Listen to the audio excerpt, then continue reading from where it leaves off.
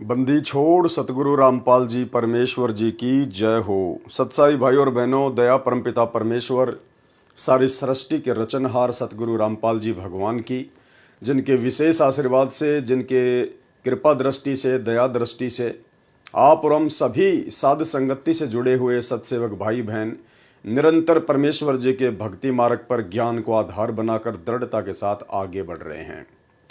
इस कलयुग की बिचली पीढ़ी में साक्षात धरती पर प्रकट पूर्ण ब्रह्म परमात्मा सतगुरु रामपाल जी परमेश्वर जी के विशेष आशीर्वाद के बिना ऐसा बिल्कुल भी संभव नहीं हो सकता था। ये परमेश्वर की विशेष दया जो मालिक ने अपनी शरण में लिया, और शरण में लेने के बाद परमेश्वर ने हमें साध संगति का मौका दिया, क्योंकि परमात्मा कहते हैं कि साध संगति हरि भक्ति बिन कोई न उतरे पार, और निर्मल आदि अनादि है गंदा सब संसार।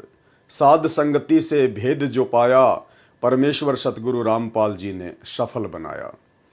आज गुरुदेव भगवान का विशेष आशीर्वाद और साध संगति की बदौलत ही हम पूर्ण ब्रह्म परमेश्वर, जो असंख्य ब्रह्मांडों का स्वामी है, जो निर्गुण रूप में सतलोक में बैठकर सभी का भरण पोषण करता है, वह परमेश्वर स्वयं धरती पर संत रामपाल जी के रूप में प्रकट है, जिनको हम आज पहचान पाए, जान पाए।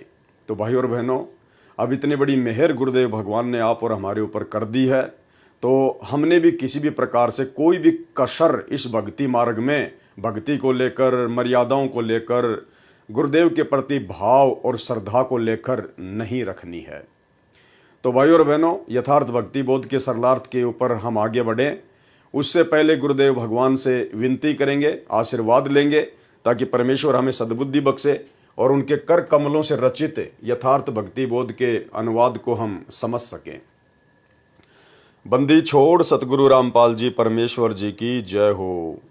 परमपिता परमात्मा, सारी सृष्टि के रचनहार, कुल मालिक, असंख्य ब्रह्मांडों के स्वामी, जगत गुरु, तीनों लोकों में प्रवेश करके सबका भरण पोषण करने वाले राजाधिराज, आत्माधार, नाथों के नाथ, देवों के देव, महादेव, सर्वेश्वर, महेश्वर, मृत्युंजय, अजरो अमर, आदि अनादि, सनातनी प्रभु, जगत पिता जगदीश्वर, श्री श्री 1008 की उपाधि के वास्तविक अधिकारी, अकाल मूर्ति, शब्द स्वरूपी राम, वासुदेव, सर्वगतम ब्रह्म, परम पूजे, प्रथम पूजे, परम संत, परम पुरुष, परम धनी, परम दयालु, सत्य कबीर, हक्का कबीर, अल्लाह कबीर, अल्लाह अकबर, बाखबर, अल्लाह ताला, जगत के तारणहार, जगत के मुक्तिदाता, जगत के जगन्नाथ, हारे के सहारे, हिंदुओं के राम, मुसलमानों के अल्लाह, सिखों के वायुगुरु, ईसाइयों के मसीह, दया के सागर दया निधि, करुणा के सागर करुणा निधि, स्वयंभू परिभू, संकट मोचन, कष्ट हरण, मंगल करण, दुख भंजन, अविगत कबीर, निर्विकार निर्विषम परमात्मा, अलय अलेख सतगुरु, आदि अनादि सतगुरु, असली मर्यादा पुरुषोत्तम, असली राम, असली कृष्ण, असली घनश्याम, असली मुरारी, राजाओं के राजा, महाराजाओं के महाराजा, शहंशाहों के शहंशाह, सम्राटों के सम्राट, भगवानों के भगवान, अल्लाहों के अल्लाह, प्रभुओं के प्रभु, मसीहाओं के मसीह, सच्चे वाहिगुरु, बाबाओं के बाबा, पीरों के पीर, सेठों के सेठ, जगत सेठ, सावड़सा सेठ, सर्वगुण संपन्न, अनंत कोटि कलाओं के स्वामी, अनंत कोटि ब्रह्मांडों के नायक, योगियों में महायोगी, ध्यानियों में महाध्यानी, सिद्धों में परम सिद्ध, ज्ञानियों में तत्वज्ञानी, ब्रह्म ज्ञानी, महाज्ञानी, परम ज्ञानी, सर्वश्रेष्ठ ज्ञानी, विज्ञानी, युवा कबीर, समरथ कबीर, असमवात, अमित ओजा, सच्चे रहनुमा करीम अल्लाह, सुबहान अल्लाह, दुनिया के अंतिम पैगंबर। 8 सितंबर 1951 से गांव धनाना, जिला सोनीपत, हरियाणा, भारतवर्ष की पावन भूमि पे प्रकट रियल कल की भगवान श्री नारायण साकार हरि श्री बाबा साहेब संत शिरोमणि सतगुरु रामपाल जी परमेश्वर जी के चरण कमल में साध संगति से जुड़े हुए देश विदेश से हम सभी सत्सेवक भाई बहनों का अनंत कोटि दंडवत प्रणाम। तो भाई और बहनों, यथार्थ भक्ति बोध के सरलार्थ में गुरुदेव भगवान के विशेष आशीर्वाद से, उनकी रजा से हम काफ़ी आगे पहुंच चुके हैं, और आज हम चर्चा करेंगे इन वाणियों के माध्यम से परमेश्वर के सतलोक के विषय में। सतलोक में परमेश्वर जी का कैसा रूप है, कैसी उनकी आभा है, और सतलोक में कैसे कैसे ठाट बाट हैं, सतलोक कितना विशाल है, सतलोक में कैसे कैसे आनंद हैं, ये सारा वर्णन आगे इन वाणियों में किया हुआ है। तो गुरुदेव भगवान के आशीर्वाद से, उनके कर कमलों से लिखित इस पुस्तक को पढ़ने मात्र से भी हम बहुत से पुण्य के भागी मिलते हैं। इसलिए हमने बहुत ही ध्यान से इन चीज़ों को पढ़ना चाहिए, देखना चाहिए, क्योंकि हम इस वीडियो को देखकर रात को सो जाएंगे, कोई बड़ी बात नहीं है, लेकिन भाई और बहनों, आत्मा को परमात्मा ने जितना रिचार्ज करना था परमेश्वर ने उतना रिचार्ज उसको जो है वो कर दिया है। जैसे आपके मोबाइल में बैटरी होती है और आपने मोबाइल को चार्जिंग पे लगा दिया, आपका मोबाइल चार्ज हो गया 50%, और किसी कारण से आपका मोबाइल टूट गया, और जब आप बैटरी को निकालेंगे और दूसरे मोबाइल में डालेंगे तो बैटरी 50% ही चार्ज दिखाएगी। तो मोबाइल है शरीर और बैटरी है आत्मा। तो आत्मा को परमात्मा इस प्रकार से हर युग में धीरे धीरे धीरे धीरे रिचार्ज करते हुए, बहुत सारे हमारे को मानव शरीर देते हुए, उन मानव शरीरों के माध्यम से अपनी आत्मा को परमात्मा भक्ति से रिचार्ज करते करते करते करते यहाँ तक लेके आए हैं। और अब गुरुदेव भगवान के सत्संग सुनकर, उनसे आशीर्वाद लेकर, उनके मंत्र करके, उनकी आरतियां करके आत्मा निरंतर चार्ज होती रहती है। और बीच बीच में परमात्मा साध संगतियों के माध्यम से भी अपनी आत्मा को रिचार्ज करते रहते हैं। तो जितना हम परमेश्वर की महिमा को पढ़ेंगे सुनेंगे, उतनी ही आत्मा हमारी रिचार्ज होती चली जाएगी। तो अब हम आगे चलते हैं सरलार्थ पर। वाणी। काल इंद्री कुर्बान कादर अविगत मूर्ति खूब है, छत्र सवेत विशाल लोचन गलताना महबूब है। ये सतलोक में परमेश्वर जी की महिमा का वर्णन किया गया है। परमेश्वर को कालिंद्री कहा गया है। कालिंद्री का क्या अर्थ होता है? परमेश्वर कहते हैं, जिस प्रकार इस काल के 21 ब्रह्मांड में काल के आगे जितनी औकात एक इंद्र की होती है, उसी प्रकार सतलोक में यहाँ का जो ब्रह्म है, इस जैसे वहाँ पे करोड़ों इंद्र हैं, करोड़ों। यानी यहाँ 21 ब्रह्मांड में काल जितना शक्ति युक्त है, ऐसे ऐसे तो ना जाने अरबों खरबों संख्यों इंद्र उस परमेश्वर के दरबार में उसकी शोभा बढ़ाते हैं। तो क्या कहा परमेश्वर ने? काल इंद्री कुर्बान कादर अवगत मूर्ति खूब है, और छत्र सवेत विशाल लोचन। परमेश्वर जी के शीश पर सवेत छत्र है, और जो सवेत छत्र गुरुदेव के सिंहासन के ऊपर है, उनके शीश के ऊपर है सतलोक में। एक सत्संग में गुरुदेव ने बताया कि इस पृथ्वी से भी कई गुना बड़ा वो छत्र सतलोक में परमात्मा के शीश के ऊपर है। सवेत छत्र विशाल लोचन, यानी परमेश्वर के विशाल नेत्र हैं, और गलताना महबूब है। काल इंद्री का अर्थ है कि परमेश्वर कबीर जी के लिए काल अर्थात 21 ब्रह्मांड के स्वामी ब्रह्म जैसे तो इंद्र जैसे हैं।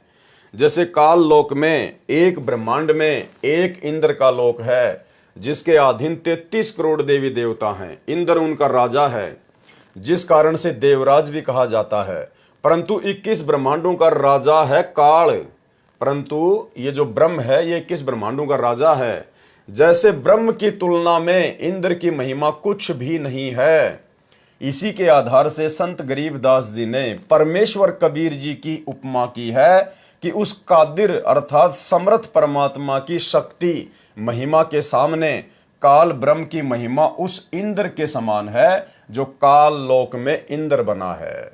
इसलिए परमेश्वर को काल इंद्री अर्थात काल ब्रह्म जैसे, जिसके सामने इंद्र जैसे हैं, जैसे चार भुजा वाले को चतुर्भुजी कहते हैं, ऐसे ही परमेश्वर को कालिंद्री कहा जाता है। सतगुरु रामपाल जी परमेश्वर जी को अर्थात कबीर परमात्मा को कालिंद्री भी कहा जाता है। ऐसे कादिर यानी समर्थ परमात्मा पर मैं संत गरीबदास जी कुर्बान हूं। उस अविगत जिसकी गति अर्थात स्थिति से कोई परिचित न होने से उसे अविगत कहा जाता है। परमात्मा की मूर्ति अर्थात जीवित साकार तस्वीर खूब है, अर्थात वास्तव में परमेश्वर सुंदर शकल में है। वह परमात्मा विशाल लोचन अर्थात बड़ी बड़ी नेत्रों वाला है, मस्त महबूब है अर्थात आत्मा का प्रेमी है।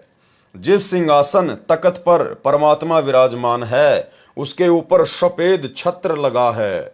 जैसे राजा महाराजाओं के सिर पर छातानुमा चांदी या सोने का छत्र लगाया जाता था, उसी प्रकार परमेश्वर की स्थिति आंखों देखकर संत गरीबदास जी ने बताई है।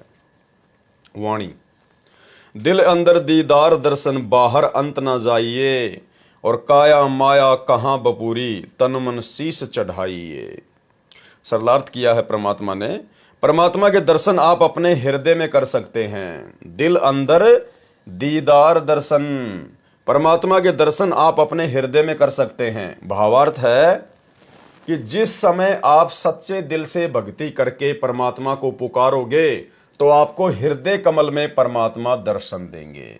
यानी परमेश्वर जी की भक्ति के लिए हमें कहीं भी भरमने और भटकने की आवश्यकता नहीं है। उस समय जब परमेश्वर सतगुरु रूप में हमें मिल जाएं और अपना यथार्थ ज्ञान दे दें और सत भक्ति मंत्र दे दें, उसके बाद उनकी अनुपस्थिति में, उनकी गैर हाजिरी में हमने उनके लिए या भक्ति के लिए कहीं भी भटकने की आवश्यकता नहीं है। जिस प्रकार वर्तमान में वही कबीर परमात्मा हमें सतगुरु रामपाल जी के रूप में प्राप्त हैं, मिल चुके हैं। इन्होंने हमें अपना अनमोल तत्व ज्ञान दे दिया, सत भक्ति मंत्र दे दिए और कुछ समय के लिए परमेश्वर अपने मिशन को एक दिशा देने के लिए, लीला करने के लिए हिसार जेल में बैठे हुए हैं। और वर्तमान में जो लोग गुरुदेव भगवान की गैर हाजिरी में जगह जगह आश्रमों में धक्के खा रहे हैं, भटक रहे हैं, सब कुछ उनके पास होने के बावजूद भी तो परमेश्वर कह रहे हैं कि दिल अंदर दीदार दर्शन बाहर अंत ना जाइए। अरे उस समय आश्रम में जाएंगे जब हमारे गुरुदेव भगवान साक्षात हिसार जेल से लीला पूरी करके बाहर आ जाएंगे, क्योंकि परमात्मा सर्व कमलों में भी विद्यमान है। जैसे किसी कमरे के द्वार पर किसी पात्र में जल रखा है और द्वार के ऊपर बल्ब या ट्यूब लगी है और दिन में जल रही है, उधर से सूर्य भी उदय है, तो उस पात्र में सूर्य तथा ट्यूब बल्ब दोनों का प्रतिबिंब दिखाई देता है। ट्यूब का प्रतिबिंब तो केवल कमरे में रखे पात्र के जल में दिखाई देता है, परंतु सूर्य का प्रतिबिंब बाहर व अंदर के सभी पात्रों में दिखाई देता है। इसलिए कहा है कि परमात्मा प्राप्ति के लिए शरीर से साधना करके दर्शन कर लो, कहीं अन्य स्थानों, तीर्थों आदि पर न जाइए। परमात्मा प्राप्ति के लिए शरीर तो क्या वस्तु है, सर्वस्व अर्पण कर दो। यानी जिस भगत की भक्ति सही चल रही होगी, जो मर्यादा में रहकर यथार्थ मंत्रों का जाप कर रहा होगा, तो उसके हृदय कमल में उसको परमेश्वर जी के दर्शन होने शुरू हो जाएंगे। यहाँ पर यह शंका ना हो आप और हमारे को कि भाई हम तो 10 साल से भक्ति कर रहे हैं, मेरे को 15 साल हो गई, मेरे को तो अभी तक किसी भी कमल में अपने गुरु जी के दर्शन ही नहीं हुए। भाई और बहनों, वर्तमान में गुरुदेव हमारे समक्ष प्रकट हैं, धरती पर प्रकट हैं और परमेश्वर ने ज्ञान से अपनी पहचान करवानी है। ये ज्ञान मार्ग चुना है परमात्मा ने, चमत्कारों का मार्ग नहीं चुना है। इसलिए साक्षात परमात्मा धरती पर प्रकट हैं और हमारे घरों पर गुरुदेव भगवान की जो फोटो है, जो तस्वीर है, वो उनके साक्षात ही दर्शन है। वो फोटोएं कोई फॉर्मेलिटी के लिए नहीं रखी हैं, क्योंकि वो फोटोएं परमेश्वर का वास्तविक रूप है, सतगुरुदेव भगवान का वास्तविक रूप है, सतलोकीय रूप है। इसलिए जब हम उन फोटो में दर्शन करते हैं तो गुरुदेव भगवान के ही दर्शन होते हैं। और जब परमेश्वर की मर्जी होगी तो उस समय परमात्मा हमारे को अपने हृदय कमल में, अपने दिल में भी दर्शन करवा देंगे। लेकिन फिलहाल हम लोग ज्ञान में बहुत कमजोर हैं, बहुत कमजोर हैं। अभी हमें बहुत समय लगेगा। अगर हमारे साथ अभी से ऐसा होने लग गया, हालांकि जो मंत्र हमें गुरुदेव भगवान ने दिए हैं, इन सत भक्ति मंत्रों के थोड़े से जाप से ही चमत्कार होने शुरू हो जाते हैं। लेकिन वर्तमान में आप और हम भक्तों की नादानी को देखकर, आध्यात्मिक कमजोरी को देखकर परमेश्वर जानबूझकर उन कमलों में, उन मंत्रों की साधना से हमारे को दर्शन नहीं दे रहे। अन्यथा हम लोग भ्रमित हो सकते हैं, अहंकार में आ सकते हैं। इसलिए परमेश्वर जी का ऑपरेशन है, परमेश्वर अपने हिसाब से ही उसको चलाएगा, ठीक करेगा। हमने उनकी रजा में राजी रहना है। हमें परमात्मा चाहे किसी भी कमल में दर्शन दे या ना दें, हम अपने गुरुदेव भगवान के दर्शन रोजाना करते हैं, उनकी तस्वीरों के माध्यम से करते हैं और सूक्ष्म रूप में मानसिक तौर पर परमेश्वर का चिंतन मनन करना भी उनके दर्शन ही करने में आता है। तो इस बात को लेकर हमारे मन में शंका नहीं होनी चाहिए। जब हम उस लायक हो जाएंगे तो परमेश्वर ऑटोमेटिक हमारे को हर जगह दर्शन देंगे। ये कमल तो छोड़िए, खुली आंखों से भी हमारे को हर जगह परमात्मा ही दिखाई देंगे। परमात्मा प्राप्ति के लिए शरीर से साधना करके दर्शन कर लो, कहीं अन्य स्थानों, तीर्थों आदि पर ना जाइए। परमात्मा प्राप्ति के लिए शरीर तो क्या वस्तु है, सर्वस्व अर्पण कर दो।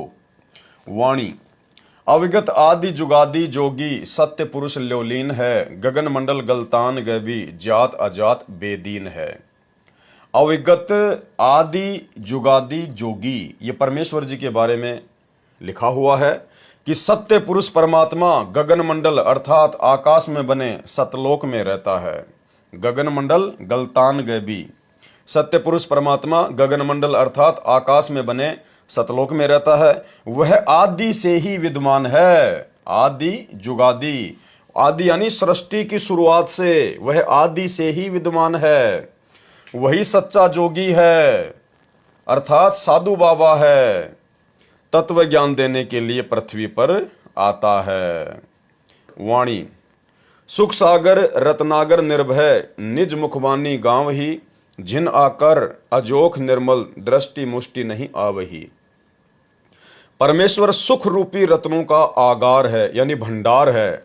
सुख सागर रत्नागर निर्भय यानी सतलोक में बैठा हुआ वो परमात्मा सुखों का रत्नागर है, भंडार है। वो परमात्मा निर्भय है, उसी को किसी का भय नहीं है, इसलिए सुख सागर कहा जाता है। वह वास्तव में निर्भय है और अपने निजी मुख कमल से तत्व ज्ञान की वाणी कविताओं, भजनों, चौपाइयों, दोहों को राग बनाकर गाता है। निज मुखबानी गांव ही यानी अपने मुख कमल से तत्व ज्ञान की वाणी कविताओं, भजनों, चौपाइयों, दोहों को राग बनाकर गाता है। उस परमात्मा का सूक्ष्म आकार है जिस कारण से चरम दृष्टि से नहीं दिखता। उस परमात्मा का सूक्ष्म शरीर अजोख अर्थात जिसको कोई जोखिम खतरा नहीं है, उसका शरीर नष्ट नहीं होता, उसका शरीर अविनाशी है, निर्मल है अर्थात निर्विकार है। वाणी, झिलमिल नूर जहूर ज्योति, कोटि पदम उजियार है, उलट नैन बेसुन्ने बिस्तर, जहां तहां दीदार है। उस परमेश्वर के नूरी शरीर की महिमा की गई है यहाँ पर। उस परमेश्वर का शरीर झिलमिल झिलमिल करता है, झिलमिल नूर जहूर ज्योति, उस परमेश्वर का शरीर झिलमिल झिलमिल करता है। जैसे हम बचपन में देखा करते थे गांव में कि बहुत सारी माता बहनें अपने सर पर ऐसी चुंदड़ी ओढ़ा करती थी जिसमें बहुत सारे जो है वो सितारे लगे होते थे वाइट वाइट के, और जब वो चलती थी तो सूर्य के प्रकाश के कारण वो झिलमिल झिलमिल झिलमिल झिलमिल किया करते थे। या फिर दूसरा उदाहरण ऐसे लीजिए, जैसे आपसे काफ़ी दूर पर किसी पहाड़ पर बहुत सारे बल्ब जल रहे हों और रात्रि में वो दूरी पर जलने के कारण झिलमिल झिलमिल करते हैं। तो इस प्रकार से परमेश्वर के शरीर का जो नूर है, जो तेज है, जो आभा है, वो झिलमिल झिलमिल करती रहती है, बड़ी आनंददायक है। उस परमेश्वर का शरीर झिलमिल झिलमिल करता है। उसके नूर अर्थात प्रकाश का जहूर नजारा ज्योति इतनी है कि करोड़ पद्मों का प्रकाश है। जैसे श्री कृष्ण जी के पैर में पद्म था, उसका प्रकाश 100 वाट के बल्ब जितना था। परमात्मा के शरीर की ज्योति दूर से करोड़ों पद्मों जैसी दिखाई देती है। उसको देखने के लिए अपने नेत्रों को संसार से उलटकर हटाकर ऊपर उस शून्य रूप आकाश में लगा, अर्थात जो गुरुदेव भगवान ने हमें साधना दी है, जो मंत्र दिया है सतनाम का, सुरति नृति मन और पवन के साथ में पूर्ण मर्यादा में रहकर हम उन मंत्रों का जाप करें और एक समय हमें उस परमेश्वर के दर्शन होने शुरू होंगे। जहां परमात्मा का बिस्तर अर्थात निवास है, वहां उस परमेश्वर का वास्तविक दर्शन होता है, जिसके एक रोम अर्थात शरीर के बाल का प्रकाश करोड़ों सूर्य तथा करोड़ों चंद्रमाओं से भी अधिक है। वाणी, अष्ट कमल दल सक्कल रमता, त्रिकुटी कमल मध्य निरख ही, श्वेत ध्वजा सुन गुम्मट आगे, पचरंग झंडे फर्क ही। उस परमेश्वर का वास कहां कहां है, वो परमेश्वर कहां कहां रहता है। अष्ट कमल दल सक्कल रमता, 8वें कमल दल यानी अक्षर पुरुष के लोक में भी वो परमात्मा रमा हुआ है, रहता है।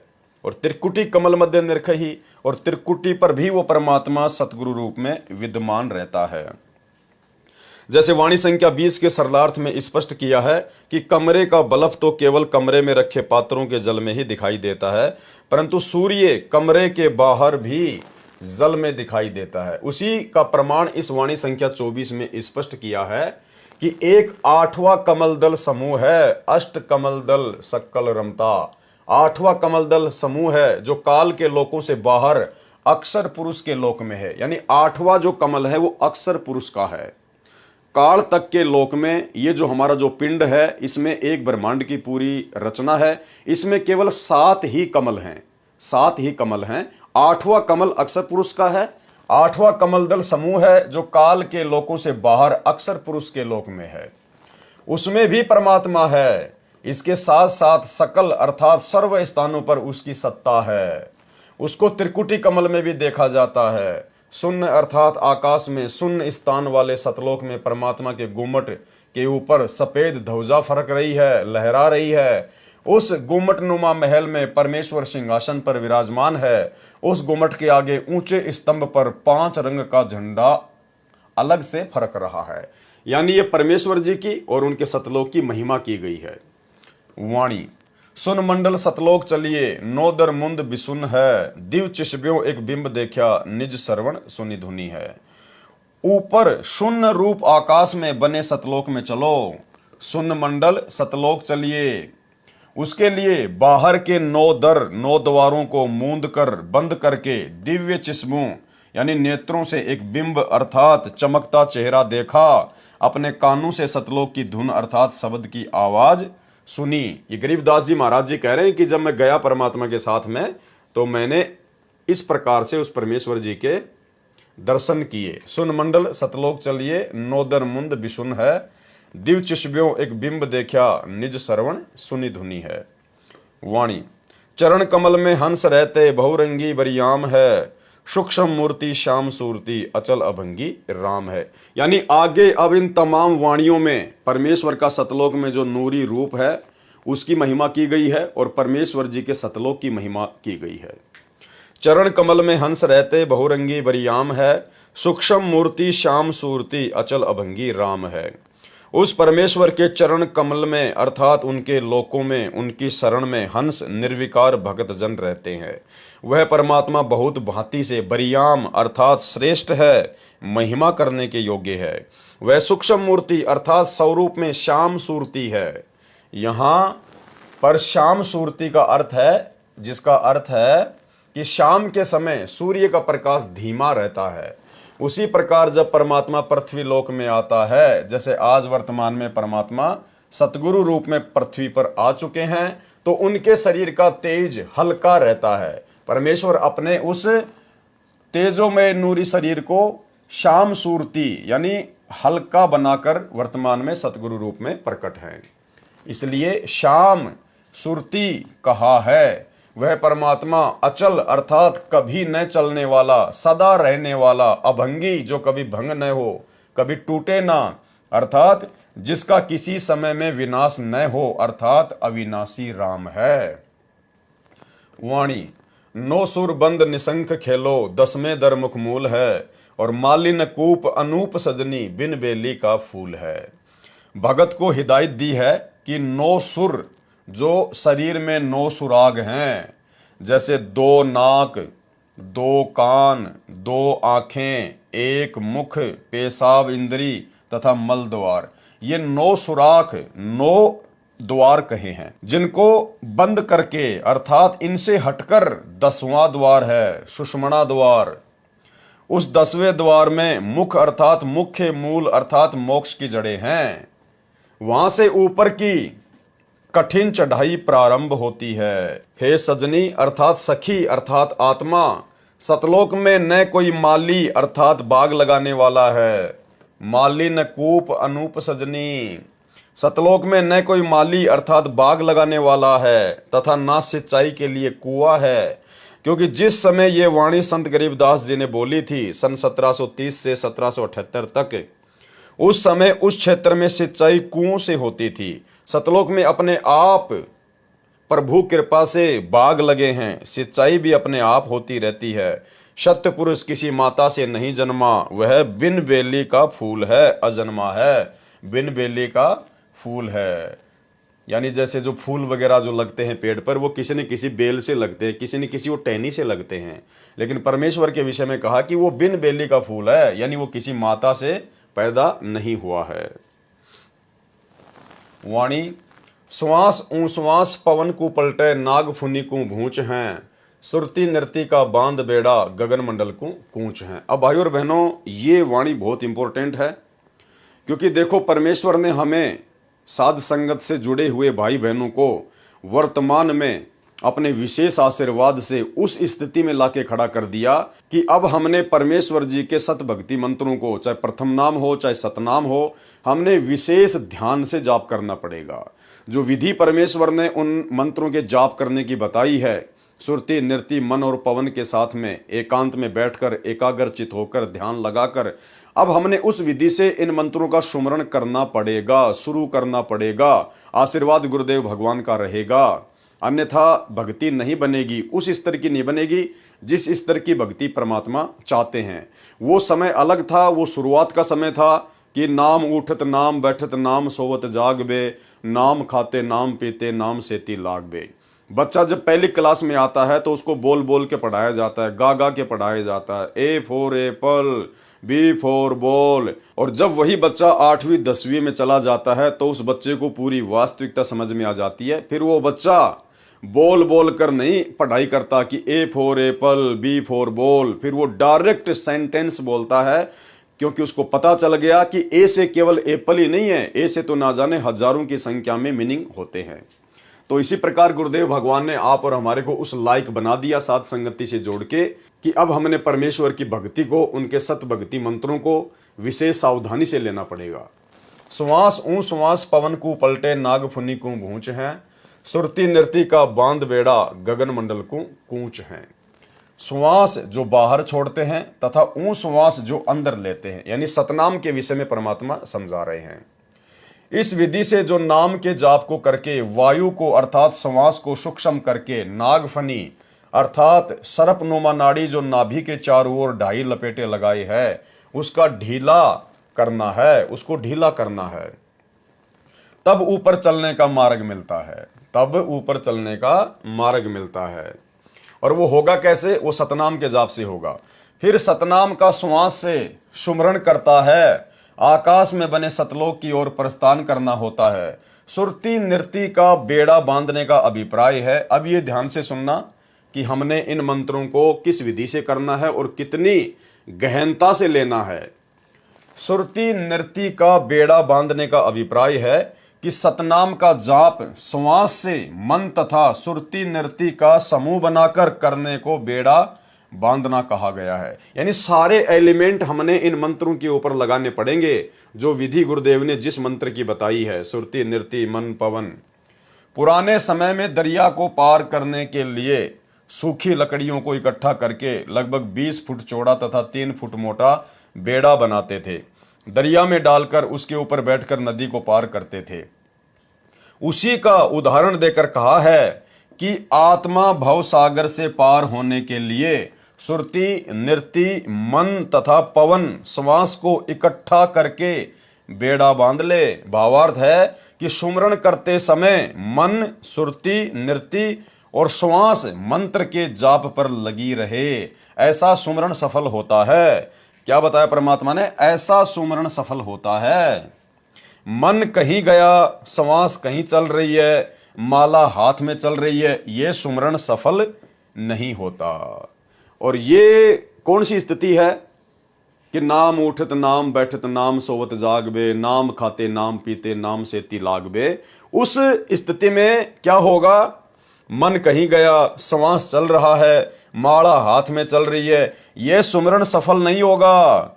वो केवल भक्ति की शुरुआत तक ठीक था, जिस समय हमें संपूर्ण ज्ञान नहीं होता है, हम इस भक्ति से भगवान से इतने परिचित नहीं होते हैं। तो परमात्मा चाहते हैं कि ये जैसे भी खाता पीता उठता बैठता है, दौड़ता भागता मंत्रों को करता रहे, और जब ये आगे बढ़ेगा, सत्संग सुनेगा, ज्ञान होगा, तो एक दिन विधि से भी करेगा।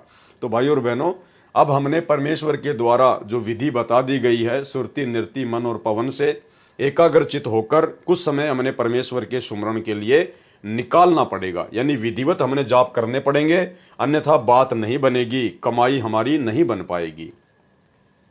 परमेश्वर कबीर जी ने कहा है, कबीर माड़ा तो कर में फिरे और जीव फिरे मुख माही, और मनवा तो 10 दिशा फिरे, ये तो सुमरण नाही।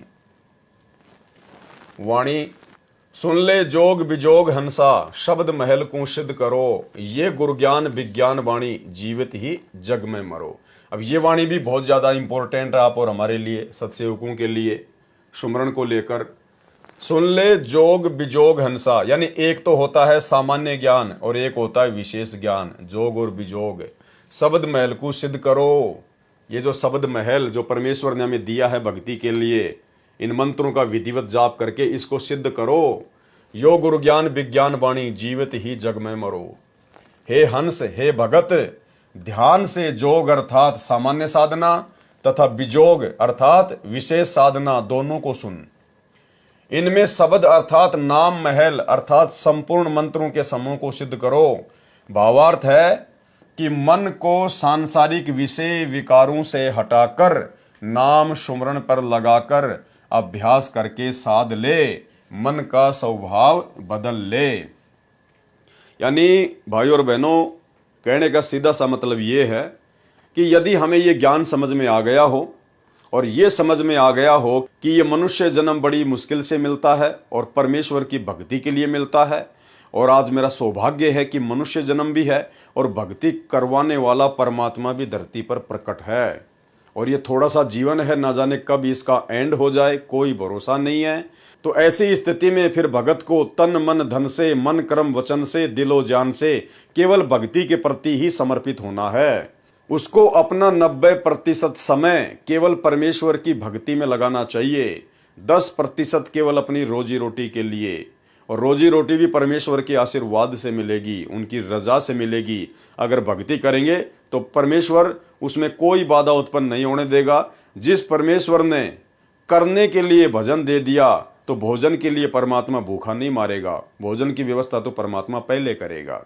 तो हमने ज़्यादा से ज़्यादा समय परमेश्वर की भक्ति के लिए निकालना चाहिए, और जितने भी हमारे सांसारिक काम धंधे हैं जो हमने फैला रखे हैं, यो गुरु ज्ञान विज्ञान वाणी, जीवत ही जग में मरो, यानी हमने जितने भी सांसारिक काम धंधे जो फैला रखे हैं 2 पैसे के लालच में, और आगे से आगे हम उनको बढ़ाते जा रहे हैं।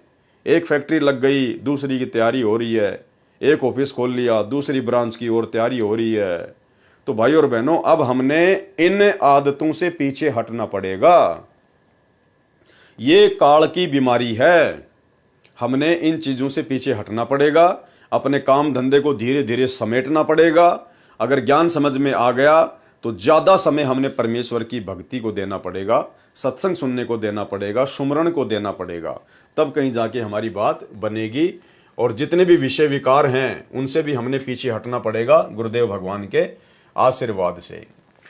इनमें शब्द अर्थात नाम महल अर्थात संपूर्ण मंत्रों के समूह को सिद्ध करो। भावार्थ है कि मन को सांसारिक विषय विकारों से हटाकर नाम सुमरण पर लगाकर अभ्यास करके साध ले, मन का स्वभाव बदल ले।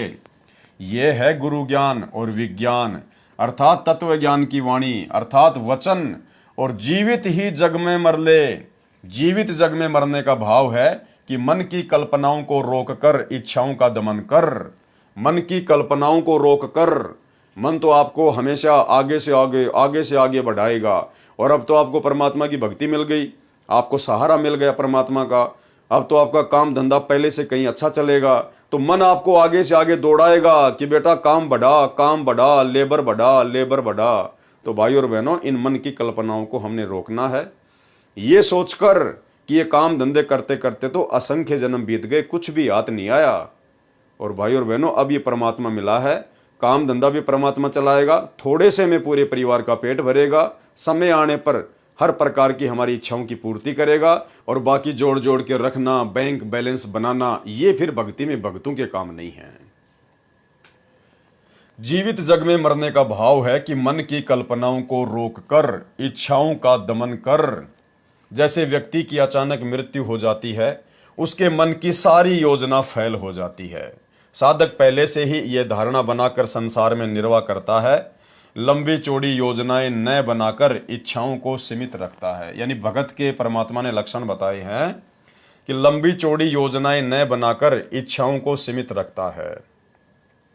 क्योंकि आज हम जिन कार को, कोठियों को, बड़ी बड़ी फैक्ट्रियों को बनाने में, अपने काम धंधे को बढ़ाने में, प्लाटों पे प्लाट लेकर पटकने में, जमीनों पर जमीन लेकर पटकने में, जो अपना जितना समय बर्बाद हम कर रहे हैं, ये सब कुछ चीजें यहीं रह जानी है, कुछ भी साथ नहीं जाएगा, शरीर भी साथ नहीं जाएगा, सबको पता है। लेकिन जब गुरु का ज्ञान हो जाए तो फिर हमने इन चीज़ों पर कंट्रोल रखना सीखना होगा, हमने कंट्रोल करना पड़ेगा इनके ऊपर, अन्यथा हमारा अधिकांश समय इन्हीं मन की कल्पनाओं में व्यर्थ हो जाएगा।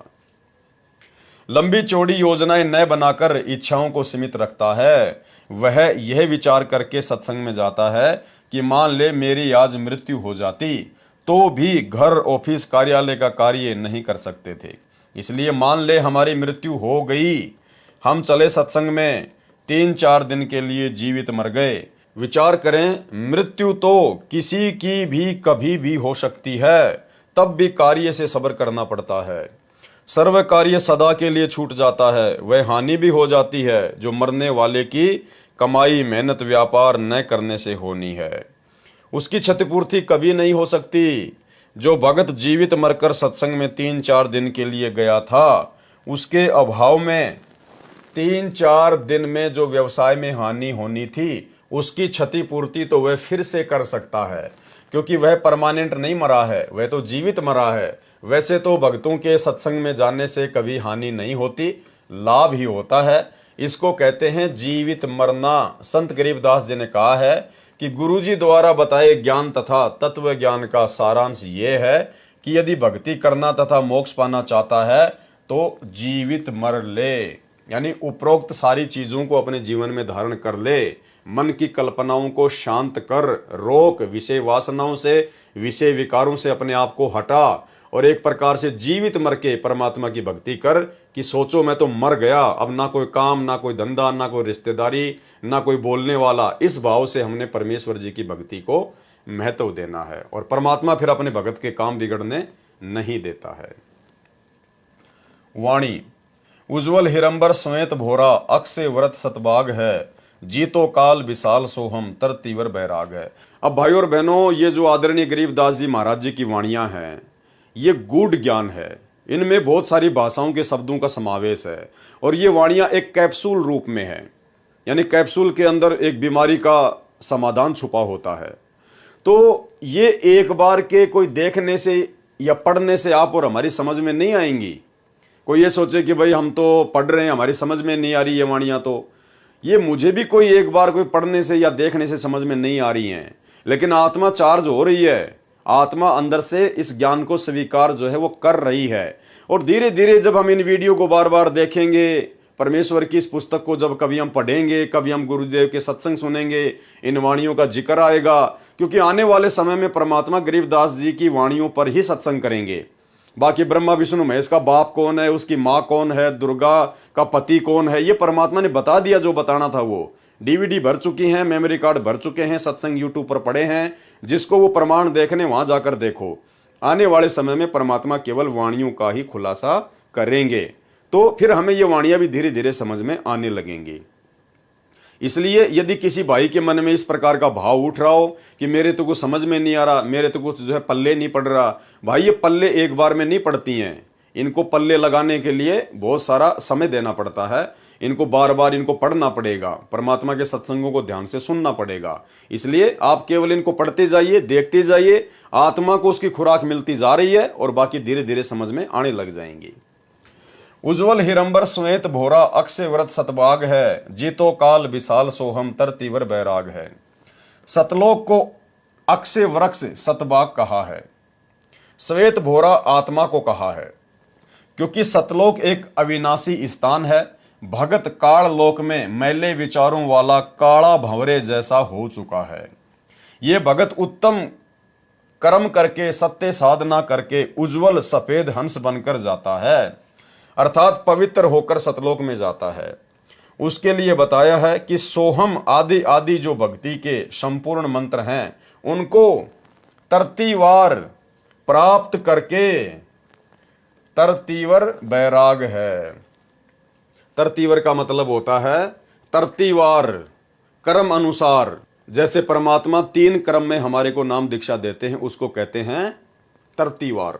उसको तरतीवार प्राप्त करके, जैसे पहली बार दीक्षा में 7 मंत्र दिए जाते हैं, दूसरी बार में सतनाम की दीक्षा दी जाती है, फिर तीसरी बार में सारनाम देकर दीक्षा क्रम पूरा किया जाता है। इसको तरतीवार बैराग धारण करना कहते हैं। मोक्ष के लिए वैराग्य कर ले, संसार के अस्थायी सुख तथा संपत्ति संतान से मोह कम करके वास्तविकता को ध्यान में रखकर साधना करने को संत जी ने कहा है, जिससे काल के जाल से मुक्त हुआ जा सकता है। इसे काल को जीतना कहा गया है। वाणी, मनसा नारी कर पनिहारी, खाखी मन जहाँ लिया, कुंभक काया बाग लगाया, फूले हैं फूल बिसा लिया। यानी मनसा का मतलब परमात्मा ने बताया हमारी इच्छाएं, फालतू की ये कल्पनाएं जो मन पैदा करता है, तो हम इनको कैसे सेट करें, तो उसके लिए परमात्मा ने बताया मनसा नारी कर पनिहारी। अब ये पनिहारी क्या होती है? इस साखी में उपमा अलंकार है। मन की कल्पनाओं को उस औरत की तरह भक्ति तथा शुभ काम में लगाए रख, जैसे पहले के समय में पानी लाती थी, उसको सारा दिन पानी लाने में ही व्यस्त रहना पड़ता था, उसको पनिहारी कहा जाता था। खाखी मन जो अज्ञान से प्रेरित होकर सांसारिक चौंचलों वैभव को प्राप्त करने के लिए मनसा अर्थात कल्पनाएं करता रहता है, खाखी मन जहां मालिया, यह कल्पनाओं का बाग लगाने वाला माली है। खाखी मन, ये जो मन है, जो काल है, ये क्या है? एक प्रकार से माली है। ये इस मन को यहाँ की खाकी थोथी जो कल्पनाएं हैं उनके अंदर लगाए रखता है। मकान बना ले, गाड़ी ले आ, वो प्लाट सस्ता मिल रहा है वो ले ले। तो परमात्मा कहते हैं इसको कैसे शांत करना है, कैसे रोकना है। यह कल्पनाओं का बाग लगाने वाला माली है ये मन। उस मनसाधारी अर्थात कल्पनाओं को श्वास श्वास से नाम का जाप का पानी लाने वाली पनिहारी नारी बना ले, अर्थात व्यस्त रख। जैसे वो औरत सारा दिन पानी लाने ले जाने में लगी रहती थी, वो पनिहारी। इसी प्रकार से जो मंत्र आप और हमें दे दिया है सतनाम या प्रथम नाम, तो परमात्मा कहते हैं इसको श्वास श्वास या जो विधि गुरुदेव ने जिस मंत्र की बताई है उसको लगाए रख, ताकि वो मन जो है व्यस्त रहे और फालतू की जो ये कल्पनाएं होती हैं ये उसको सोचने का मौका ना मिले। कुंभक काया अर्थात श्वास के सुमरण से मानव शरीर में भक्ति का बाग लगा लिया है। कुंभक काया बाग लगाया, उस भक्ति बाग में फिर मोक्ष रूपी फूल खिलते हैं जो विशाल अर्थात बहुत बड़ा लाभ जीव को होता है। कुंभक काया बाग लगाया, फूले हैं फूल बिसा लिया। वाणी, कच्छ मच्छ कूरम धोलम, शेष सहस फुन गाँव ही, नारद मुनि से रटे निज दिन, ब्रह्मा पार न पावही। पौराणिक लोग मानते हैं कि मत्स्य अवतार, कच्छप अवतार तथा कूरम, धोल, शेषनाग ये सभी सृष्टि को सहारा दिए हुए हैं। संत गरीबदास जी ने इन पौराणिक धारणाओं का खंडन किया है। पारख के अंग में कहा है कि गरीब कूरम ऊपर शेष है, शेष शीश पर धोल, धोल दरनी ले रहा यह पड़ी ज्ञान की रोल। पौराणिक व्यक्तियों की धारणा है कि सृष्टि इस प्रकार ठहरी है, कूरम यानी कछुए के ऊपर शेषनाग बैठा है, शेषनाग के सिर पर धोल अर्थात बैल खड़ा है, बैल ने अपने सींग पर पृथ्वी उठा रखी है। संत गरीबदास जी ने कहा है कि यह तो ज्ञान में रोल अर्थात भूल भुलैया लगी है। वाणी में खंडन किया है, गरीब कूरम किसके आसरे और कौन शरण है शेष, बटक बीज विस्तार है समझे ज्ञान नरेश। गरीब अनंत कोटि ब्रह्मांड का एक रति नहीं भार, सतगुरु पुरुष कबीर है कुल के सिरजन हार। प्रथम वाणी की प्रथम पंक्ति में प्रसन्न किया है तथा प्रथम वाणी की दूसरी पंक्ति तथा दूसरी वाणी में उत्तर दिया है कि आप कहते हो कि कूरम के ऊपर शेष है, तो कूरम किसके सहारे रुका हुआ है? जब कूरम को कहीं से सहारा नहीं तो शेष किसकी शरण में है, अर्थात शेष नाग को किसने रोका है? उत्तर दिया है कि यह सर्व रचना ऐसे है जैसे बटक यानी बड़ अर्थात वट वृक्ष की उत्पत्ति राई जैसे दाने अर्थात वट के बीज से होती है, फिर वह आगे आगे बढ़ता और फैलता चला जाता है। इसका रहस्य कोई ज्ञान नरेश अर्थात महाज्ञानी तत्वदर्शी संत ही जानता है। वास्तव में असंख्य ब्रह्मांडों के सर्जनहार परमेश्वर कबीर जी ही हैं और सतगुरु रूप में प्रकट होकर उन्होंने ये ज्ञान स्वयं ही बताया है। अनंत ब्रह्मांडों को एक दूसरे से आकृति आकर्षित करके रोका है, यह परमात्मा की शक्ति से ही। गुरुत्व आकर्षण सर्व ग्रहों तथा ब्रह्मांडों में कार्य कर रहा है। परमेश्वर ने सर्व संसार की रचना करके अपनी शक्ति से चला रखा है। जैसे वैज्ञानिकों ने रॉकेट बनाकर प्लूटो ग्रह पर भेजा है, जो 9 वर्ष तक चलकर उसकी कक्षा में चक्कर लगा रहा है। इसी प्रकार परमात्मा कबीर जी ने सर्व ब्रह्मांडों की संरचना ऐसे की है कि ये अपने आप चल रहे हैं तथा चक्कर लगा रहे हैं। इनका समय निर्धारित कर रखा है, तब तक ये चलते रहेंगे। परमेश्वर पर इनका कोई भार नहीं है। जैसे कि मानव ने हवाई जहाज बना रखा है जो आकाश में उड़ता है, मानव उसके ऊपर सवार है, इसी प्रकार परमेश्वर ने सर्व ब्रह्मांडों की रचना करके चला रखा है, उड़ा रखा है तथा स्वयं भी उसी पर बैठे हैं। वाणी संख्या 32 ब्रह्म वेदी का सरलार्थ चल रहा है। उसी प्रसंग पर आता हूं। आपके अनुसार माने तो जिन कच्छ मच्छ कूरम धौल तथा शेषनाग को आप इतने शक्तिशाली मानते हो, तो वे भी किसी अन्य समर्थ की भक्ति कर रहे हैं, परंतु सर्व प्राणी शास्त्र विधि त्याग कर मनमाना आचरण कर रहे हैं, जिस कारण से सफलता नहीं मिल रही। शेषनाग के 1000 मुख हैं और प्रत्येक मुख में 2-2 जीभ हैं। शेषनाग भी नाम जाप करता है, उसको भी आज तक परमात्मा की महिमा का ज्ञान नहीं, उसको परमात्मा का पार अर्थात मोक्ष स्थान नहीं मिला है। इसके अतिरिक्त शास्त्र विधि विरुद्ध साधना नारद जी जैसे ऋषि भी नाम की रटना लगाते हैं, वे भी असफल रहे। उनके पिता श्री ब्रह्मा जी को भी परमात्मा का पार नहीं पाया, मोक्ष की प्राप्ति नहीं हुई। वाणी शंभु जोग बिजोग साध्या अचल अडिग समाध है, अविगत की गति नाही जानी लीला अगम अगाध है। शंभु यानी शंकर जी। श्री शंकर जी ने जोग अर्थात सामान्य साधना द्वारा तथा परमेश्वर जी के केवल सोहम नाम प्राप्त करके उसको विजोग अर्थात विशेष साधना मानकर अचल अडिग अर्थात लंबे समय तक निश्चलता से समाधि लगाई, परंतु अविगत अर्थात पूर्ण परमात्मा की गति यानी स्थिति नहीं जान सके। शंभु जोग बिजोग साध्या अचल अडिग समाध है, क्योंकि उस परमेश्वर की लीला अगम अगाध यानी सबसे भिन्न है, आगे की है। अविगत की गति नाही जानी लीला अगम अगाध है। वाणी सनकादिक और सिद्ध 84 ध्यान धरत है तास का, 24 अवतार जपत हैं परमहंस प्रकाश का। सनकादिक अर्थात सनक, सनंदन, संत, कुमार, ये 4 ब्रह्मा जी के मानस पुत्र हैं, जिन्होंने वरदान प्राप्त कर रखा है कि हमारी आयु जितनी है, हमारा शरीर 5 वर्ष के बालक जैसा रहे, हम ना जवान हो और ना बूढ़े हों, वे अपनी उम्र भर 5 वर्ष के रहेंगे। इनको भी अध्यात्म ज्ञान में विद्वान माना जाता है, परंतु तत्व ज्ञान के अभाव से ये सनकादिक तथा 84 सिद्ध परमात्मा का ध्यान धरते हैं, कहते हैं कि हम पूर्ण परमात्मा की भक्ति करते हैं, और 24 अवतार माने गए हैं, वे भी पूर्ण परमात्मा की भक्ति करने का दावा करते हैं और कहते हैं कि परमात्मा का प्रकाश देखते हैं।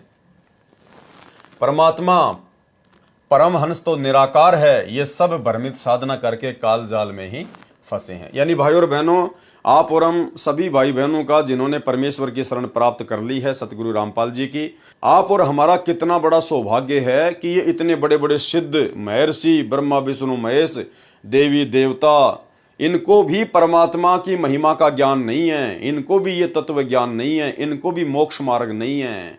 ये भी आने वाले समय में 84 लाख योनियों में मां कष्ट उठाएंगे।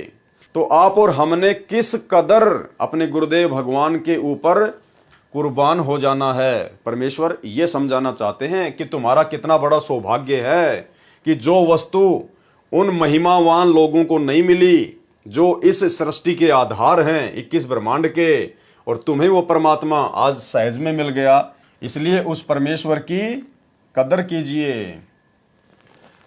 87, 88 और 33 सूरज चंद चिराग है, धर अंबर धरनी धर रटते अवगत अचल बिहाग है। 88,000 ऋषि तथा 33 करोड़ देवता तो सूरज तथा चंद्र की तरह हैं। जैसे देवताओं को सूरज जानो और ऋषि रूपी चांद से अधिक उज्जवल हैं। धर जो काल के अवतारधारी हैं, वे धरती पर तथा आकाश में अन्य द्वीपों में जाकर शास्त्र विरुद्ध नामों को रटते हैं। वह अविगत अर्थात परमेश्वर अचल विहाग यानी यथावत स्थिर है, उसकी भक्ति विधि में कोई परिवर्तन नहीं है। तत्व ज्ञान के अभाव में मनमाना आचरण करके साधक बने हैं, सब काल जाल में ही हैं।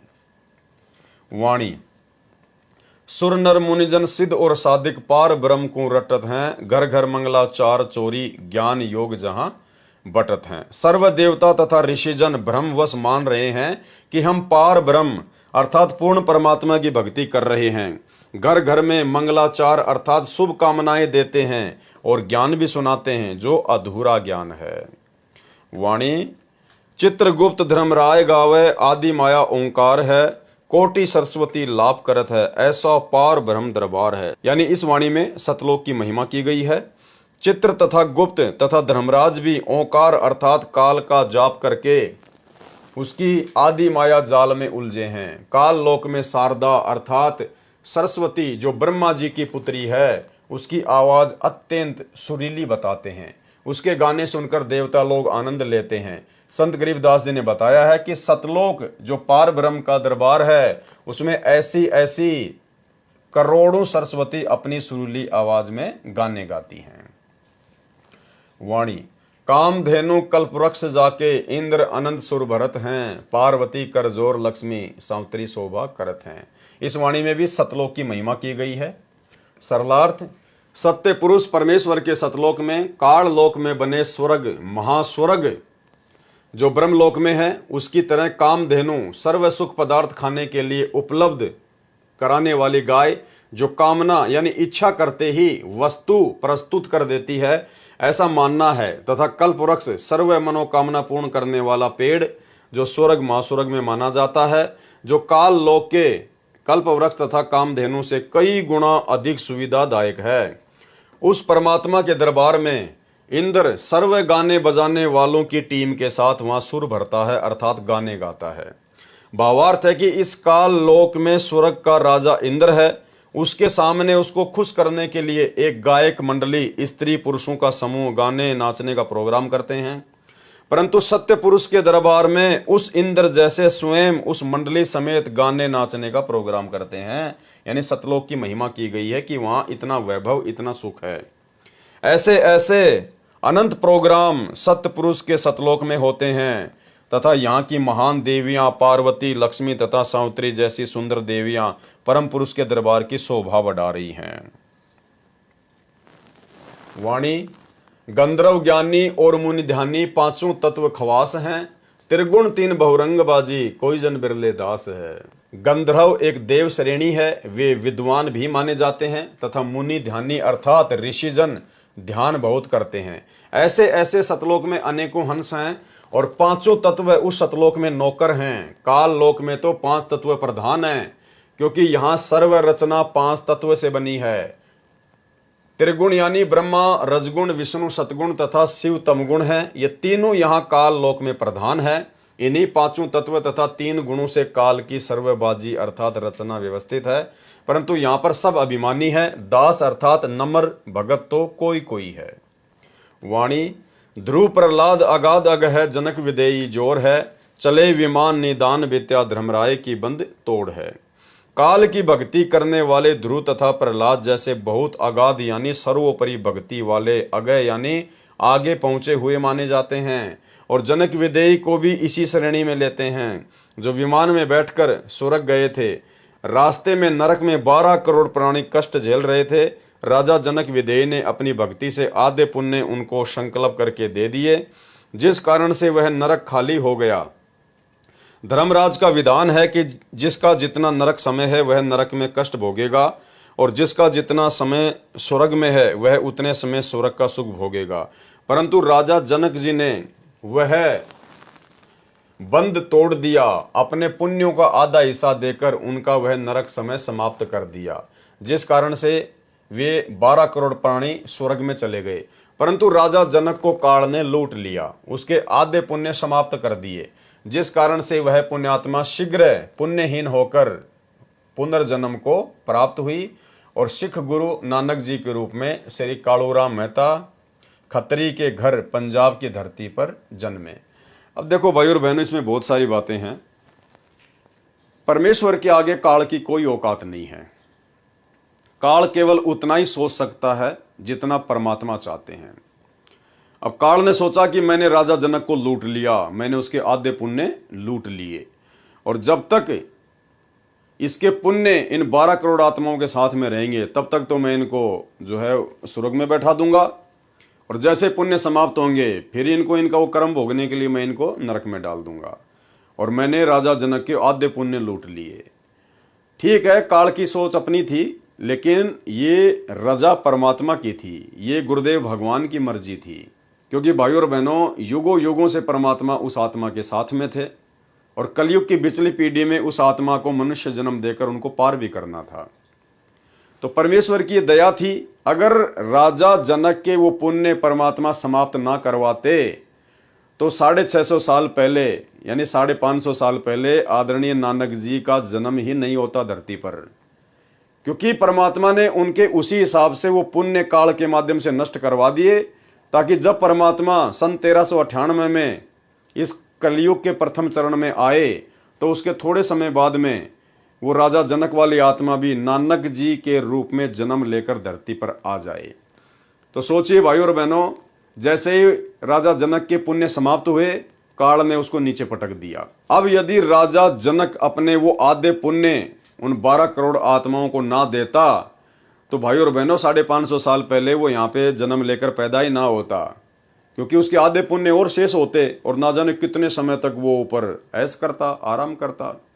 तो सब कुछ परमेश्वर ने सेट किया हुआ है। काल केवल खुश हो जाता है कि मैंने बहुत अच्छा कर दिया, मैंने उसको लूट लिया, मैंने ये कर लिया। लेकिन परमात्मा जिन आत्माओं के साथ में है, उन आत्माओं का अकाउंट फिर परमात्मा के अकॉर्डिंग होगा, सबका नहीं होता। जो परमेश्वर के हंस होते हैं, जो किसी कारण से भक्ति छोड़ देते हैं, त्याग देते हैं, लेकिन जो गुरुद्रोही नहीं होते, उनके साथ फिर परमात्मा रहता है, फिर उनका अकाउंट परमात्मा के हाथ में होता है। तो सारा खेल ये सतगुरु रामपाल जी भगवान का, उस कबीर भगवान का था। दूसरी ओर 12 करोड़ आत्माओं को नरक से निकलवाकर स्वर्ग ले गए। इस कारण से वाह वाह प्रशंसा के पात्र बने, परंतु अपना भक्ति धन लुटा दिया। फिर वे 12 करोड़ प्राणी राजा जनक द्वारा दिए पुण्य का समय स्वर्ग में भोगकर फिर उसी नरक में डाले गए। उनका जो नरक भोगने का समय शेष बचा था वह तो भोगना ही पड़ा। तत्व ज्ञान न होने के कारण राजा जनक ने उपकार भी किया, परंतु उन 12 करोड़ आत्माओं को कोई लाभ नहीं हुआ, क्योंकि उनको नरक तो भोगना ही पड़ा। कुछ समय स्वर्ग में रहकर क्या लाभ हुआ? कुछ नहीं, क्योंकि आम व्यक्ति ये मानता है कि कुछ समय तो सुख मिला उन 12 करोड़ प्राणियों को। परमेश्वर कबीर जी ने संत गरीबदास जी को तत्व ज्ञान दिया था, उसके आधार से वह कुछ समय के लिए मिला सुख व्यर्थ है। यदि पुण्य नरक में न आना पड़ता तो राजा जनक जी का उपकार सराहनीय था। वह सतनाम सारनाम की सत्य साधना से संभव है। इसलिए कहा है कि राजा जनक भी लुटे गए और उन 12 करोड़ प्राणियों को भी पुण्य नरक भोगना पड़ा। राजा जनक ने जो कार्य किया वह जोर है, अर्थात खूब है, प्रशंसा के योग्य है। ऐसे ऐसे और भी बहुत से धर्मात्मा हुए हैं, परंतु तत्व ज्ञान में कहा है कि आत्म प्राण उद्धार ही ऐसा धर्म नहीं हो, यानी जो किसी आत्मा का उद्धार कर दे, उसका मोक्ष करवा दे, उससे बढ़कर और कोई धर्म नहीं है। और यह धर्म वर्तमान में सतगुरु रामपाल जी परमेश्वर जी के हाथ में है। भावार्थ है कि यदि जीवात्मा का जन्म मरण, कभी स्वर्ग कभी नरक का चक्कर कोई छुड़वाता है तो उससे बढ़कर कोई धर्म नहीं। ये कार्य परम संत ही कर सकते हैं। कौन कर सकते हैं? परम संत ही कर सकते हैं। और वे परम संत स्वयं कबीर परमात्मा है, जो आज धरती पर सतगुरु रामपाल जी के रूप में प्रकट हैं। वाणी गोरख दत्त जुगादी जोगी नाम जलंधर लीजिए, भरतरी गोपी चंदा सीजे ऐसी दीक्षा दीजिए। बड़े साधकों के नामों में गोरख दत्तात्रेय जलंधर नाथ जैसे एक युग तक योगी अर्थात साधक बनकर साधना करके सिद्ध बने। उनको जैसा ज्ञान था उसके आधार से उन्होंने सच्चे मन से साधना की, परमात्मा प्राप्ति के लिए सर्व न्योछावर कर दिया। भले ही उनको पूर्ण मोक्ष प्राप्त नहीं हुआ, परंतु उनका प्रयत्न एक सच्चे संत तथा भगत वाला था।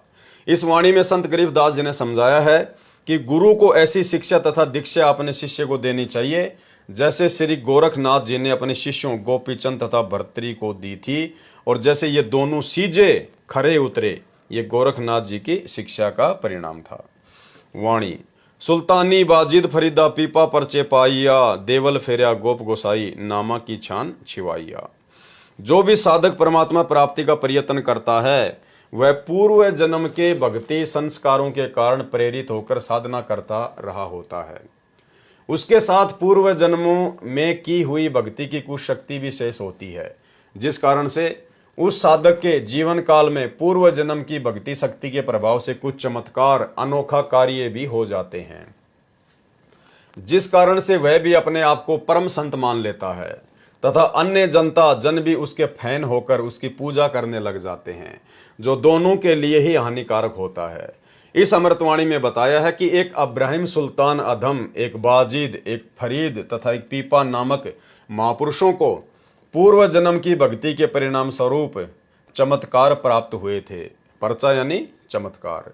एक नामदेव जी महाराष्ट्र प्रांत में हुए हैं। परमात्मा ने उनकी पूर्व भक्ति के कारण स्वयं अपने हाथों से नामदेव जी की छान अर्थात झोपड़ी की छत घास फूस डंडों से बनाकर तैयार की थी। एक दिन नामदेव जी मंदिर के पास से जा रहे थे। मंदिर में आरती चल रही थी। भावनावश वे उन ब्राह्मणों में घुस गए जो आरती उतार रहे थे। नामदेव जी छिपा जाति से थे तथा धूल भरे वस्त्र धारण किए थे। शूद्र जानकर पंडितों ने नामदेव जी को पकड़कर मंदिर के पीछे पटक दिया। नामदेव जी फिर भी हाथों से तालियां बजा बजा कर आरती बोल रहे थे। परमात्मा में उनकी सुरती सच्चे मन से लगी थी। परमेश्वर जी ने मंदिर का द्वार नामदेव जी की ओर कर दिया। पंडित जन मंदिर के पीछे घंटियां बजा रहे थे। इस प्रकार के पर्चे अर्थात चमत्कार भगत की पूर्व जन्म की भक्ति की शक्ति से परमात्मा कर दिया करते हैं। एक बार नागौर शहर राजस्थान में पीपा ठाकुर था। संतों के विचार सुनकर उसमें वैराग्य हो गया। राज्य को त्याग कर अपनी एक पत्नी सीता सहित अपने गुरु स्वामी रामानंद जी के आश्रम में काशी शहर में भक्ति करने लगे। एक दिन धार्मिक स्थानों को देखने की इच्छा से गुरु जी की आज्ञा लेकर चल पड़े। यानी धार्मिक स्थान देखने के लिए भी पीपा और सीता गुरु जी की आज्ञा लेकर गए। और आज हमारे भगत कोई छुडानी जा रहा है, कोई जगन्नाथ जा रहा है, कोई कबीर चबूतरा देखने जा रहा है, कोई काशी जा रहा है, कोई लहर तारा जा रहा है। भाई और बहनों, थोड़ी बुद्धि का इस्तेमाल करो। एक दिन धार्मिक स्थानों को देखने की इच्छा से गुरु जी की आज्ञा लेकर चल पड़े। एक स्थान पर द्वारिका नाम से संत आश्रम था, जो दरिया के किनारे बना था। द्वारका दास कोई संत था, उसके नाम पर श्रद्धालुओं ने द्वारका आश्रम नाम रखा था। पीपा जी के गुरुजी सुनाते थे कि द्वारिका नगरी समुद्र ने अपने अंदर ले ली, वह फिर भी सुरक्षित है। स्वामी रामानंद जी श्री विष्णु अर्थात श्री कृष्ण जी के दृढ़ भगत थे। वे उसी कारण से अपने इष्ट देव की महिमा को 4 चांद लगाने के उद्देश्य से कहा करते थे कि द्वारिका में अभी भी श्री कृष्ण तथा सर्व बाल ग्वाल गोप तथा गोपियां राधा रुक्मणी सहित विराजमान है। यानी झूठी कहानी वो उनको सुनाया करते थे। भगत पीपाजी तथा भक्तमती सीता जी अंधविश्वासी सच्चे श्रद्धालु थे, जो अपने गुरुजी के एक एक शब्द को सत्य मानते थे। उस आश्रम से आधा किलोमीटर दूर एक पेड़ के नीचे दोनों भगत बैठे थे। वहां एक पाली गौवे चराने वाला आ गया। वह शरारती था। पीपा भगत ने उस पाली से जानना चाहा कि हे भाई, सुना है कि द्वारका नगरी जल में समाई है, उसमें श्री कृष्ण जी तथा सर्व गोपाल राधा रुक्मणी तथा गोपियां आज भी रहते हैं, वह कहां पर है? ग्वाले अर्थात पाली ने कहा कि जहां आप बैठे हो उसके ठीक सामने इसी दरिया में द्वारका नगरी है। वे कहने लगे कि क्या आपने देखा है? ग्वाले ने कहा कि मैं तो कल ही भगवान तथा द्वारिका वासियों से मिलकर आया हूं।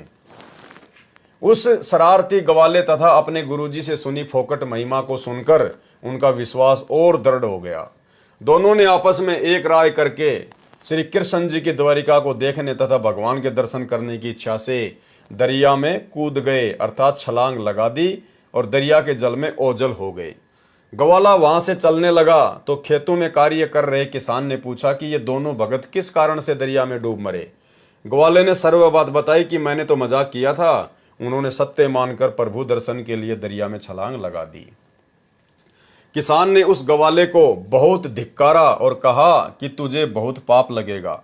आसपास के गांव में उस दुर्घटना की खबर आग की तरह फैल गई। फिर 7 दिन के बाद उसी दिन वे दोनों नदी से बाहर निकले और किनारे पर खड़े हो गए। उन दोनों को दरिया से जीवित निकला देखकर खेतों के किसान तथा गवाले दौड़कर आए और उनसे जीवित रहने का कारण जानना चाहा। भगत पीपाजी व भगतमती सीता जी ने बताया कि हम डूबे नहीं, हम तो भगवान श्री कृष्ण जी से मिलने, उनके दर्शन करने द्वारिका नगरी में गए थे। हमारे गुरुजी ने बताया था कि भगवान की द्वारिका जो वास्तविक नगरी है वह जल में समा गई है। भगवान तथा सर्व द्वारिकावासी आज भी उसमें आनंद ले रहे हैं। जो द्वारिका जल से बाहर है वह तो बाद में बनाई गई है, वह वास्तविक द्वारिका नहीं है। हम 7 दिन तक भगवान श्री कृष्ण जी के साथ उनके महल में रहे हैं। हमारी सेवा भगवान श्री कृष्ण जी ने सुदामा जी की तरह की। राधा तथा रुक्मणी जी, श्री कृष्ण जी सर्व रानियों से मिले, गोपी तथा ग्वालों से भी बातें की। जब हमने चलने की आज्ञा चाही तो श्री कृष्ण जी ने अपनी अंगुली से निकालकर मेरे को, पीपा जी को अंगूठी छाप दी। देखो, इस पर कृष्ण अक्षर लिखा है, शुद्ध सोने की है। उपस्थित व्यक्तियों को बड़ा आश्चर्य किया कि ये क्या कह रहे हैं। बातें विश्वसनीय नहीं है, परंतु उनको अपनी आंखों से दरिया में डूबते तथा बाहर आते देखा है। अविश्वास को स्थान नहीं है। जब वे अपने गुरु रामानंद जी के आश्रम काशी बनारस में पहुंचे तो उनको भी श्री कृष्ण जी से मिलने और 7 दिन तक उनके साथ रहने की बात कही तो उनको भी विश्वास नहीं हुआ। कहने लगे कि क्या कह रहे हो, तुम्हारा दिमाग तो नहीं चल गया? जल में जीवित कैसे रह सकते हो? जल में तो द्वारिका है, वह तो खंडर हो चुकी है। यानी वो पहले तो कह रहा था कि वहां सभी रहते हैं, श्री कृष्ण, बाल गवाल गोपियां रहती हैं, और अब कह रहा है कि वो तो खंडर हो चुकी है। भगवान श्री कृष्ण जी तो गोलोक में ऊपर जा चुके हैं, उस समुद्र में थोड़े ही हैं।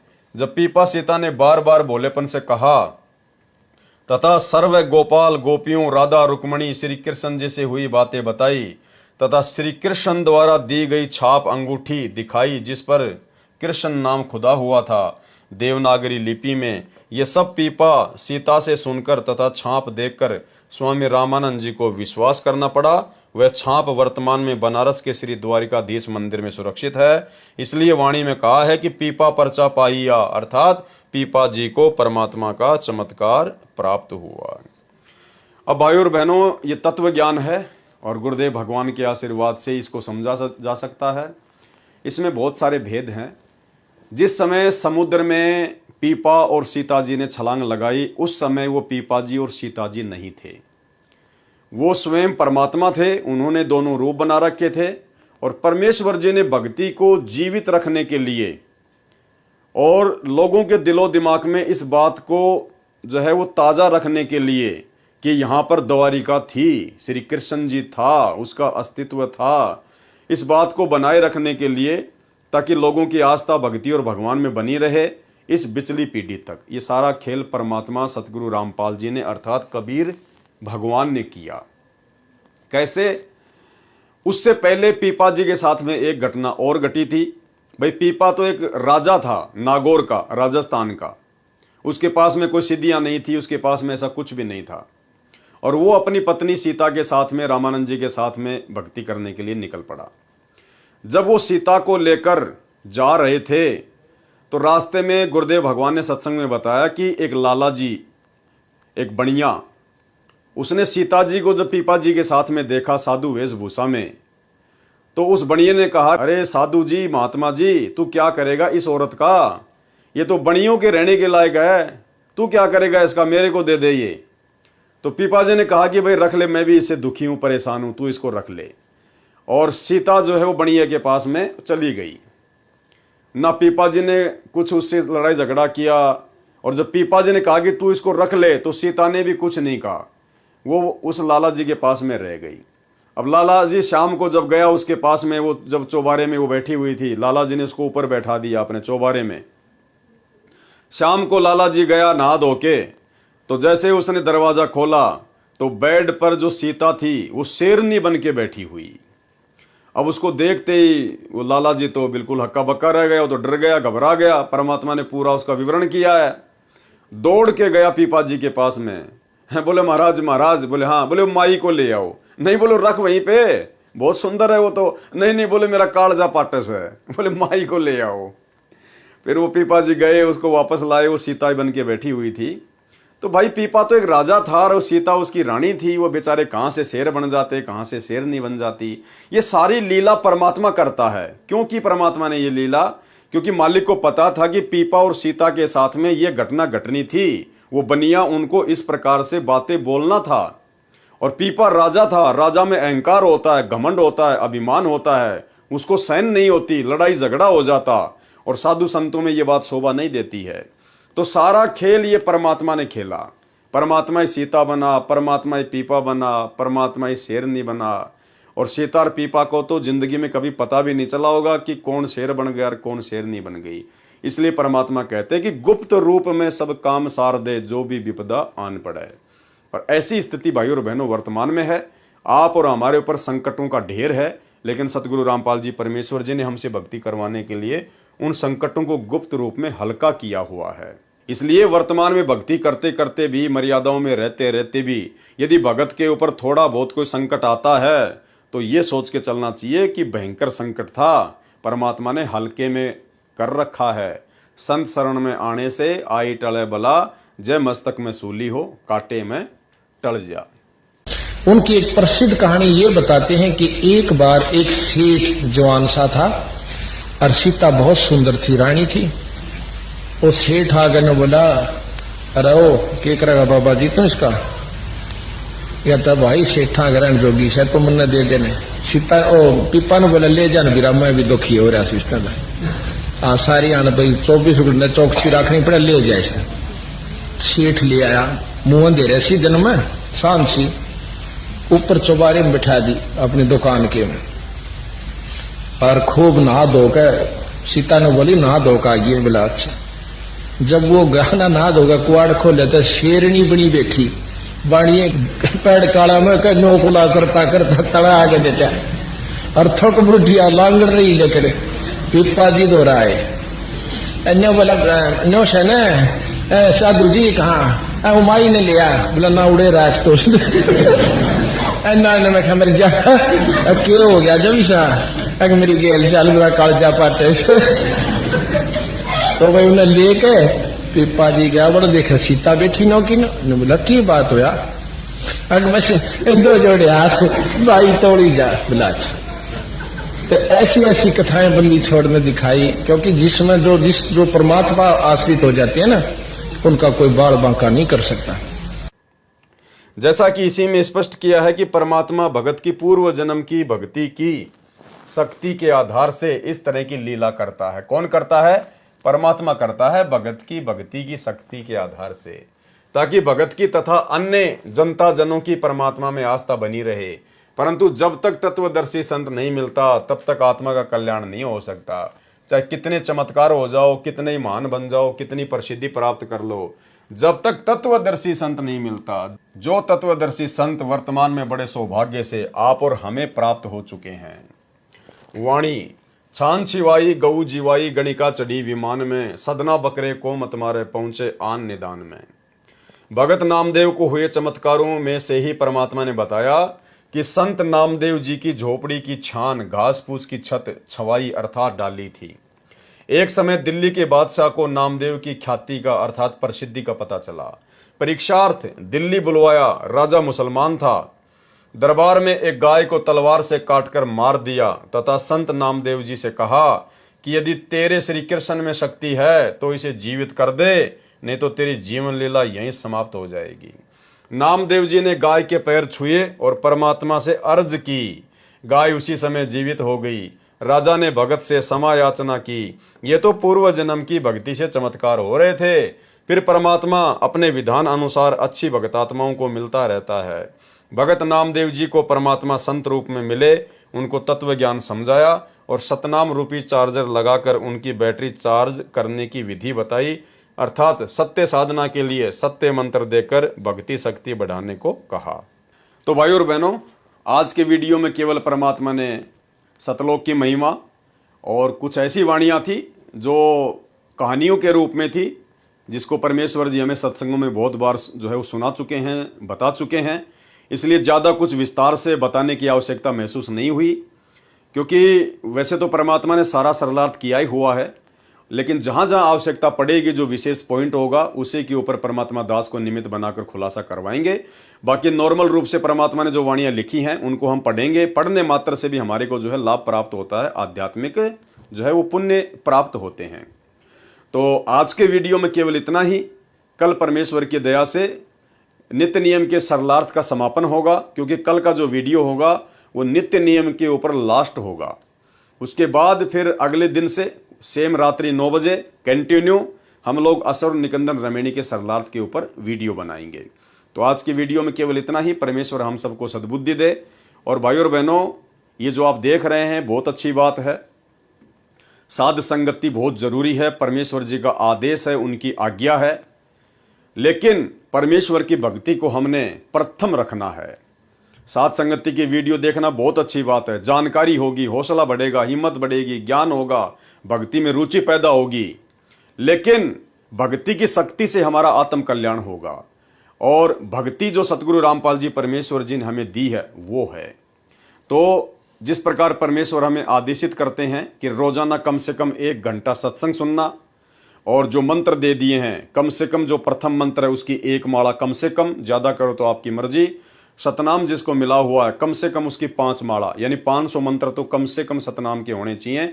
बाकी आप चाहे 2000 करो, 5000 करो, वो आपकी मर्जी, आपकी मौज, जितना करोगे उतना फायदा। और 500 यज्ञ जो परमेश्वर ने हमें बताए हैं वो हम नियमित रूप से करते रहें, गुरुदेव भगवान से विनती करते हुए। तो परमेश्वर की भक्ति को हमने प्रथम स्थान देना है। बाकी ये दास के वीडियो, साध संगति के वीडियो, ज्ञान आधारित वीडियो, ये केवल हमारे विश्वास को बढ़ाने के लिए हैं, जो समय समय पर जरूरी हैं। लेकिन सबसे महत्व हमारे लिए गुरुदेव भगवान की भक्ति है, उसको हमने भूलना बिल्कुल भी नहीं चाहिए। तो आज के वीडियो में केवल इतना ही। परमेश्वर हमें आज्ञा दें, आशीर्वाद दें। बंदी छोड़ सतगुरु रामपाल जी भगवान की जय हो।